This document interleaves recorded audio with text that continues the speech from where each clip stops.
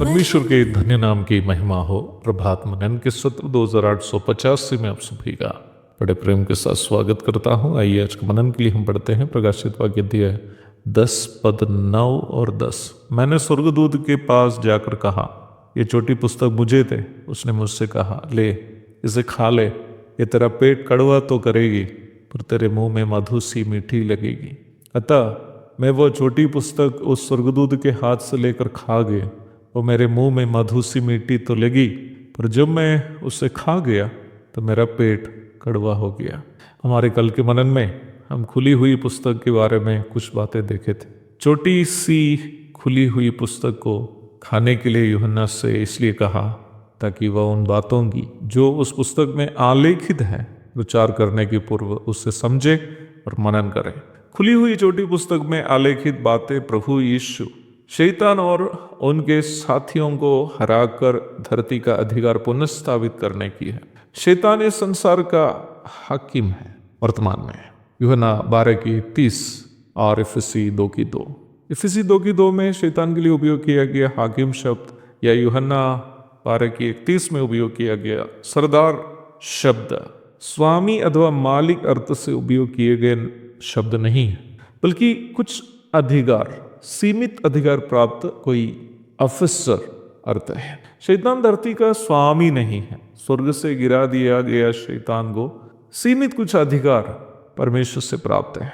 हाकिम, सरदार आदि शब्द जो शैतान के लिए उपयोग किए गए हैं परमेश्वर से सीमित अधिकार प्राप्त एक ऑफिसर को केवल सूचित करते हैं। संसार के उन लोगों के जिनका उद्धार नहीं हुआ है अंदरवास करने और उन्हें अपनी मर्जी के अनुसार गुमराह करने की आज़ादी शैतान को है। और कुछ 5 की 1 से 10 तक, प्रेरितों के काम अध्याय 16 की 16 से 18 तक, इफिसी 2:2। उसी प्रकार संसार के विभिन्न प्रणालियों को, सिस्टम्स को और रीति रिवाजों एवं व्यवस्थितियों पर अपना प्रभाव डालने का भी अधिकार शैतान को तात्कालीन रूप में है। इफिसी 2:2, 6 की 12।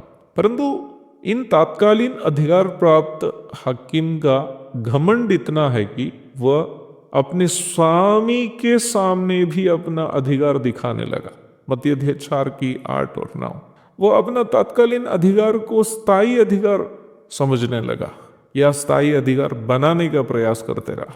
मानव जाति को पाप में फंसाकर बर्बाद करने की उसकी साजिश से लेकर आज भी मनुष्य को पाप में उलझा कर रखने की उसकी कोशिश तक उसकी निम्न सीमित अधिकार का दुरुपयोग का प्रदर्शन के रूप में हम समझ सकते हैं। प्रेरित यूहन्ना को जिस खुली पुस्तक प्राप्त हुई वो इसलिए पहले उनके मुंह में मीठी सी लगी क्योंकि उन्होंने ये बात समझी कि उस शैतान को, मानव वंश को पाप के गड्ढे में जिन्होंने धकेल दिया उससे प्रभु दंड देने जा रहा है। उसका न्याय का समय करीब आ गया। शैतान और उसके साथियों पर दंड आना अब बहुत देर की बात नहीं है। शैतान और उसके साथियों पर दंड आना किसी भी विश्वासी के लिए आनंद की बात है। परंतु निम्न पुस्तक से प्राप्त जानकारी यूहन्ना के पेट को बाद में कड़वा भी कर दिया, क्योंकि जब परमेश्वर का न्याय का दिन आएगा तो केवल शैतान और उसके साथियों पर ही नहीं आएगा, केवल शैतान और उसके साथियों को ही अनंत विनाश की ओर धकेलने नहीं जा रहा है, बल्कि अनेकों यहूदी जिन्होंने मसीह की पहचान नहीं की और वैसे ही अनेकों गैर यहूदी जिसका उद्धार नहीं हुआ, वे भी शैतान के संग अनंत विनाश की ओर चले जाएंगे। संसार कितने भी बुरे क्यों न हो, दुष्टता से भरा हुआ क्यों न हो, एक मसीह विश्वासी कभी भी ये बर्दाश्त नहीं कर पाएगा कि कोई उद्धार पाए बिना नरक की ओर जा रहा है, क्योंकि विश्वासी ये जानता है कि जो भी लोग उद्धार पाए बिना नरक की ओर जा रहा है वो फिर कभी लौट के नहीं आएगा। उन्हें उद्धार पाने के लिए दूसरा कोई अवसर भी कभी नहीं मिलेगा। पुस्तक खाने के बाद प्रेरित यूहन्ना के पेट का कड़वाहट नाश होने वाले लोगों के प्रति उनकी चिंता को सूचित करता है। हाँ मेरे प्यारे भाइयों बहनों, वो इंसान कभी उद्धार पाया हुआ नहीं हो सकता नाश होने वाले लाखों लोगों की चिंता नहीं है। इसलिए मेरी आवाज़ सुनने वाला हर कोई, हर भाई, हर बहन, उनसे मैं ये अनुरोध करता हूँ कि आपको किसी न किसी प्रकार सुसमाचार प्रचार की सेवा में अवश्य हिस्सा होना है।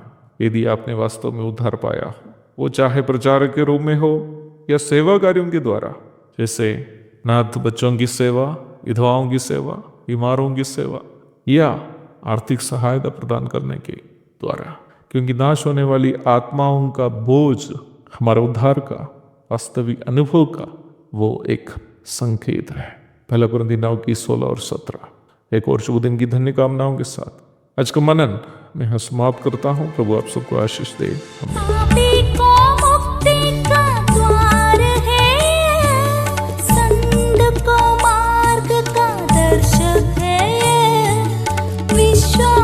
करते हैं उसके लिए अनंत जीवन का साधन है ये है वचन, प्यारा वचन, यीशु मसीह का प्यारा वचन।